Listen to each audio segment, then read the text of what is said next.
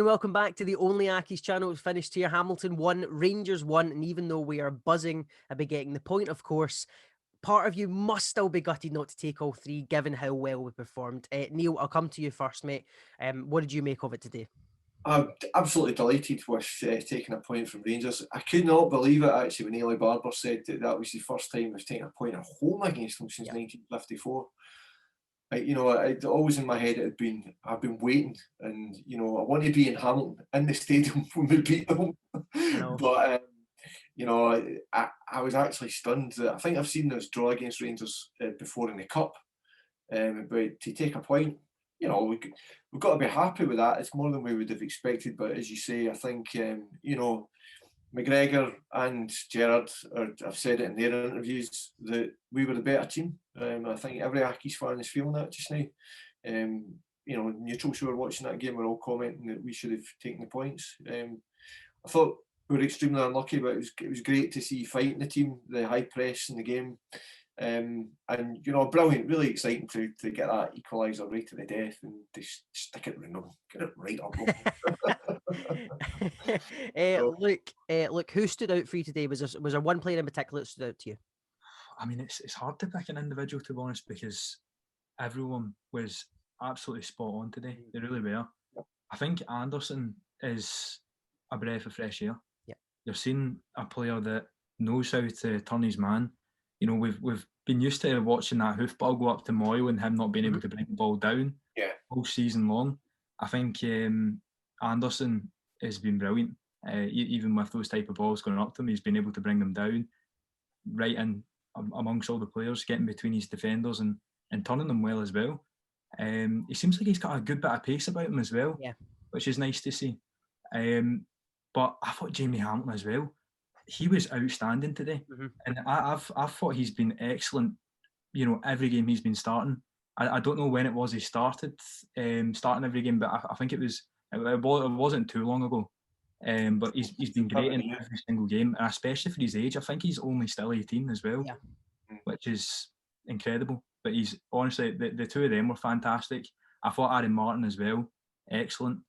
He was very, very commanding. Easton was. I keep saying it as well. He was excellent as well. They were all superb. I'm really chuffed about that today, especially on the back of Wednesday there. It's definitely heightened the mood now. So you're feeling good again. Got the feel good factor back.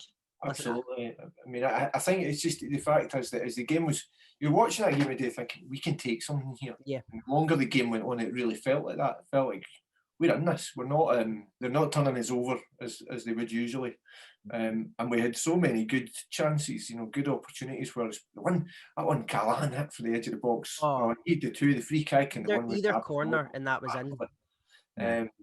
And so it's just the amount of you concentrated on putting power on it. Whereas if you just stuck it in the corner, you probably scored.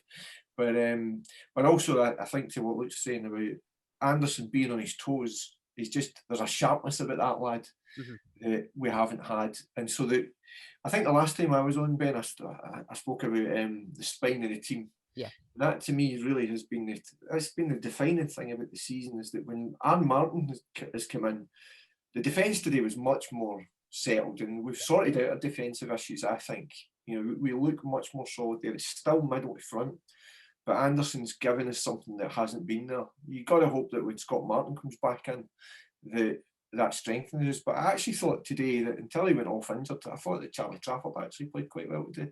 But we were unlucky. When the opportunity that I think Anderson had a shot quite early in the game as well, and Uggie was on the line, and if the ball had broken a little bit better, he might have tapped it in. But no, I think we were in the ascendancy. We took the game to Rangers, and it's very refreshing to see us playing that way.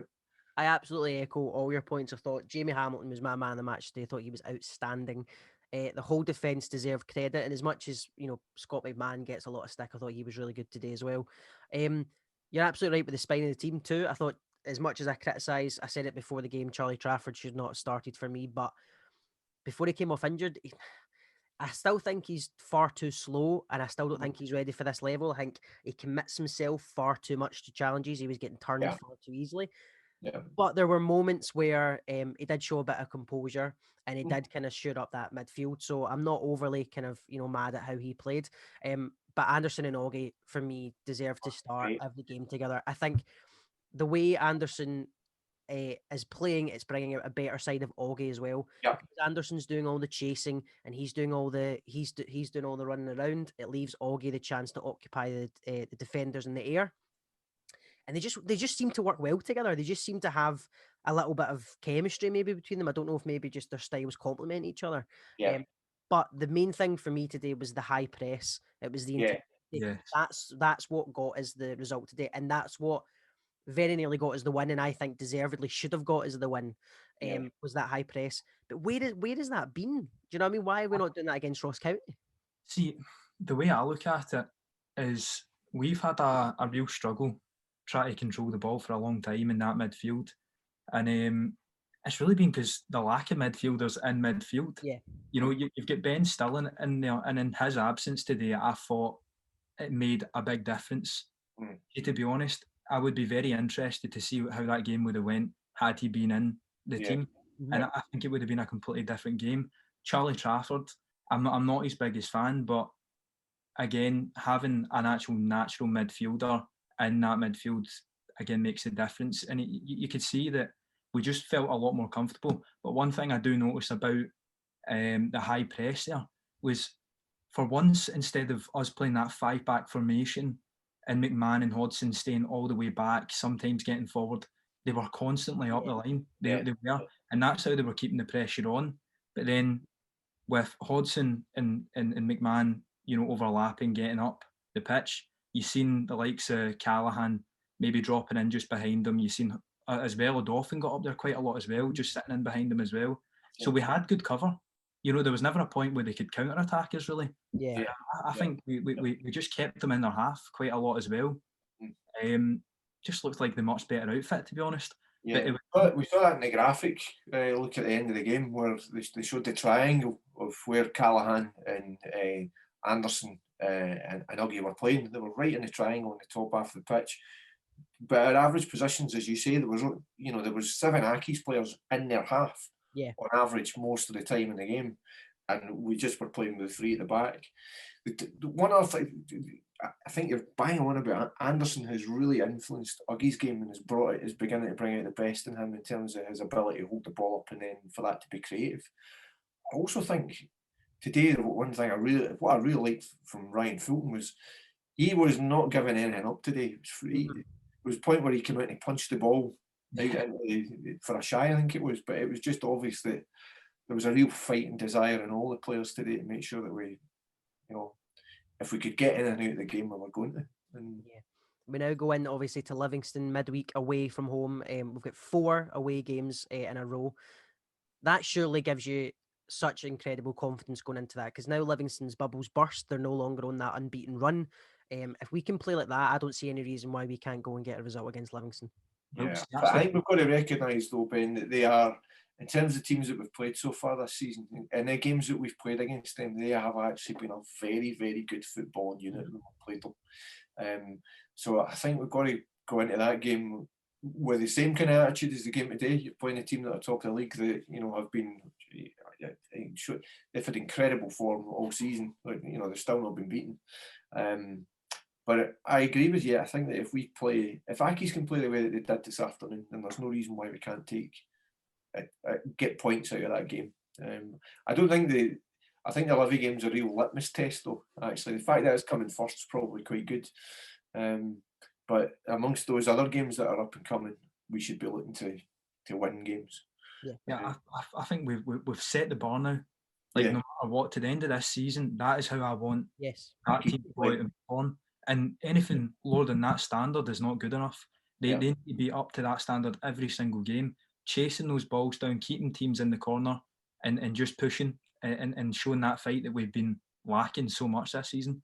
So that was really, that I think that was, to be honest, my favourite part of today was just the effort from everyone.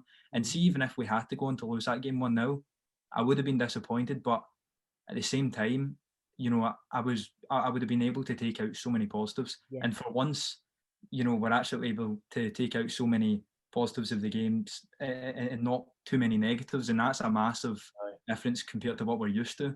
Yeah. But you know, like I said, we've set the bar now, and that's how we should be playing every single game now. But I think also, for me, there was another important thing there. Moyo didn't come on. We didn't do the like-for-like substitutions that we made on Wednesday. And I think there is something there. One of the things that Rice does that I'm sure is frustrating for Accies fans is that he generally doesn't start with his strongest team. He will keep a bit of strength. This is a general comment, not so much about today, because when I looked at the bench, I kind of thought it's a bit powder puff, there's not much there. But generally tends to keep a bit of strength on the bench and then put it on.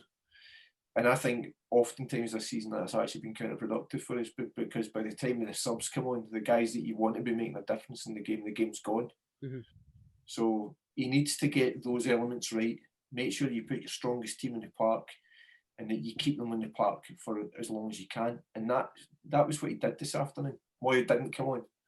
And I'm actually getting the stage now where I don't know whether David Moyle's really got much of a future with Accies, because he's not scored many goals.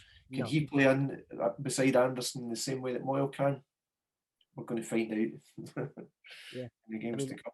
I said before it's changed the dynamic. I said before the game that I was waiting for Brian Rice's infamous substitution, Moyo and Winter, for Augie and Anderson. And when it got to us, when we went 1-0 down, that's the first thing I thought was, oh, here come, Moyo and Winters. Let's just get them, 50 minutes game time, blah, blah, blah. But the fact they didn't come on, I think we have to, it sounds weird to give the manager credit for not making a sub, but to not fall into that trap that he's done before, I think he does deserve credit for. And like we said at the start, I'm buzzing with the point, but part of me is gutted not to get all three, given how well we played. We've just got to pray that our boys keep well away from COVID-19 and that we're able to keep...